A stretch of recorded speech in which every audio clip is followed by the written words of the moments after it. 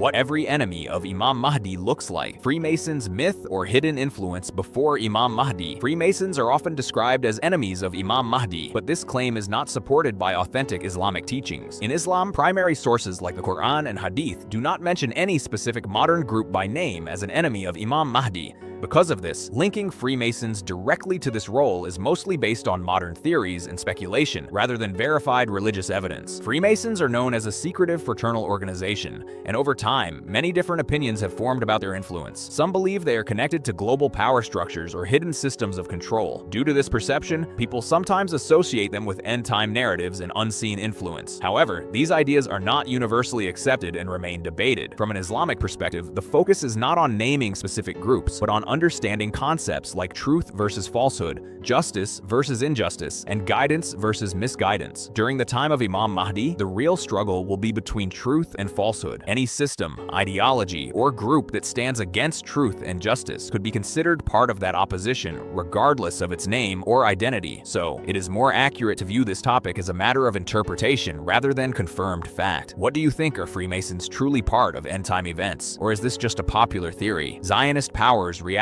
or theory in end-time narratives. Zionist powers are sometimes described as enemies of Imam Mahdi, but this idea is not directly supported by authentic Islamic teachings. In Islam, the Quran and Hadith do not clearly name any modern political group or movement as a specific enemy of Imam Mahdi. Because of this, such claims are mostly based on interpretations, opinions, and modern narratives rather than verified religious evidence. The term Zionist powers is often used in political discussions to describe certain global or regional influences, especially related to power, control, and geopolitical strategies. Due to ongoing global conflicts and tensions, some people connect these ideas with end-time events and believe they may play a role in shaping the world before the arrival of Imam Mahdi. However, these views are not universally agreed upon and remain debated among scholars and researchers. From an Islamic perspective, the focus is not on labeling specific modern groups, but on understanding the broader struggle between truth and falsehood, justice and injustice, and guidance and misguidance. During the time of Imam Mahdi, the real conflict will revolve around these core values. Any system, ideology, or power that stands against truth and justice could be considered part of that opposition regardless of its name or identity. Therefore, it is more accurate to see this topic as a matter of interpretation rather than a confirmed reality. What do you think are global powers shaping end-time events, or are these just widely discussed theories? Western powers' role in the final global shift. Western powers are sometimes described as enemies of Imam Mahdi, but this idea is not directly supported by authentic Islamic teachings. In Islam, primary sources like the Quran and Hadith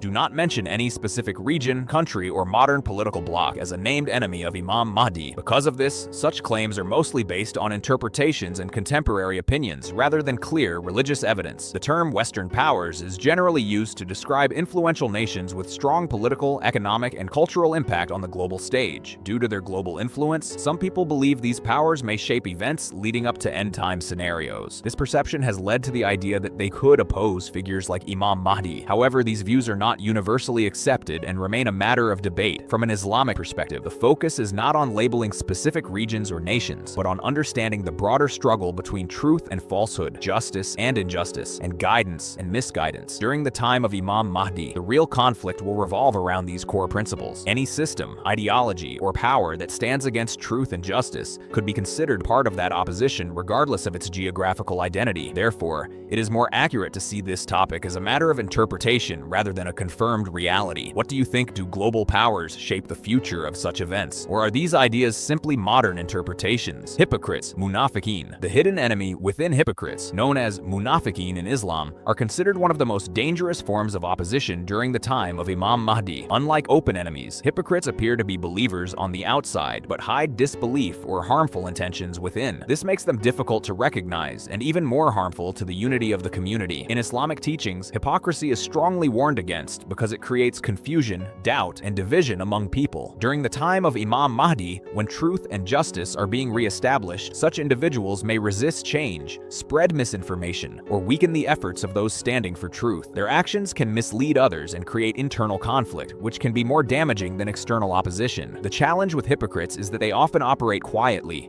influencing people through words, manipulation, or false appearances. This is why awareness, strong faith, and understanding are essential to recognize minimize and avoid their impact. From an Islamic perspective, the struggle against hypocrisy is part of the larger battle between truth and falsehood. Those who remain sincere, honest, and firm in their beliefs will be better protected from such hidden dangers. Do you think it is harder to face an obvious enemy or a hidden one like hypocrisy? Muslim leaders, when power turns against truth. As the world drifts into corruption and injustice, Imam Mahdi is destined to rise as a beacon of truth, justice, and unity. Yet, not everyone welcomes his arrival. Among those who oppose him are certain Muslim leaders whose hearts are chained to power, wealth, and personal ambition. These leaders, blinded by their desire to control communities and nations, refuse to acknowledge Imam Mahdi's divinely guided authority. They cling to worldly politics, spreading injustice and supporting hypocrites, those who outwardly appear righteous but secretly work against truth. Their schemes create division among Muslims, weakening the very community that Imam Mahdi seeks to unite. They may even exploit sectarian or tribal conflicts to maintain their influence, resisting any reform that threatens their power. But here's a question to ponder. If these leaders claim to serve Islam, why do their actions contradict its core values of justice, unity, and truth? In the end, it is not their religion that makes them enemies. It is their attachment to worldly ambition, hypocrisy, and oppression. Imam Mahdi's mission is a test of loyalty, revealing who truly seeks justice and who clings to fleeting power. Those who oppose him will face the consequences of standing against divine will. Dajjal, the greatest deceiver of all time. The Dajjal is known as the greatest enemy during the time of Imam Mahdi, and unlike many other theories, his appearance is clearly mentioned in authentic Islamic teachings. In Islam, Dajjal is described as a powerful deceiver who will emerge before the Day of Judgment, spreading confusion, false miracles, and misguidance across the world. He will not simply be an ordinary enemy, his strength will lie in deception. People will be tested through illusions, material power, and emotional manipulation. Many will believe him because he will appear convincing, even performing acts that seem supernatural. This is why he is considered the biggest trial, fitna, for humanity. During this time, Imam Mahdi will rise as a leader of truth, guiding people back to justice, faith, and righteousness. The conflict between Imam Mahdi and Dajjal will represent the ultimate struggle between truth and falsehood. It will not only be a physical confrontation, but also a battle of belief, awareness, and faith. Islamic teachings also emphasize that those who remain firm in their faith, seek knowledge, and stay aware of deception will be protected from Dajjal's influence. His power will be temporary, while truth will ultimately prevail. So, while many groups are debated as possible opponents, Dajjal stands out as the clearly defined and confirmed adversary in Islamic belief. Do you think people today would recognize deception like Dajjal's, or could many fall for it? Secularism and humanism, ideologies versus divine guidance? Imam Mahdi's mission is to establish justice, truth, and divine guidance in a world clouded by corruption and moral decay. Yet, certain ideas and systems act as his unseen enemies. Secularism, which separates faith from life and governance, challenges the spiritual foundation upon which Imam Mahdi's reforms are built. By prioritizing human-made laws over divine guidance, secular systems weaken moral responsibility and social unity. Similarly, humanism, with its focus on human intellect and self-interest as the ultimate authority, subtly opposes Imam Mahdi's divine mission. While human progress is valuable, when it becomes the standard over God's justice, it creates a society resistant to spiritual truth and accountability. Then there is the elite system, the concentration of wealth, power, and influence in the hands of a few. These elites manipulate societies, exploit the poor, and resist any reform that threatens their control. By maintaining inequality and injustice, they directly obstruct the path Imam Mahdi must walk to restore fairness and equity. But here's a question to consider. If justice and truth are meant for all, why do humans build systems that favor only a few? Secularism, humanism, and the elite system are not just abstract ideas, they are active obstacles to Imam Mahdi's vision, opposing divine justice and unity at every turn. Global system of fitna, the world of deception. As darkness spreads across the world, a hidden enemy rises not in armies but in systems. This is the system of fitna, the global corruption that poisons societies with greed, deception, and moral decay. It thrives in every corner: politics, business, media,